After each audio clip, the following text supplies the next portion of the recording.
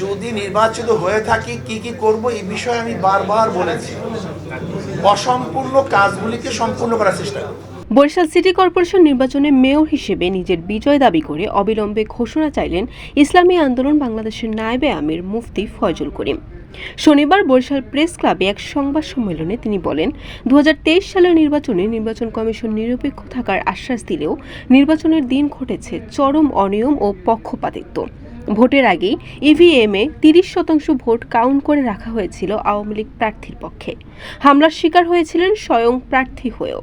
তাই নির্বাচন বাতিল নয়, বরং তাকে মেয়র ঘোষণা করার দাবিতেই আদালতে গেছেন মুফতি ফয়জুল করিম। যে ইভিএমে নির্বাচন অনুষ্ঠিত হয়েছিল, সেখানে বিভিন্ন পত্রিকা রিপোর্টে আগের থেকেই 30% ভোট গ্রহণ করার বক্তব্য এসছে।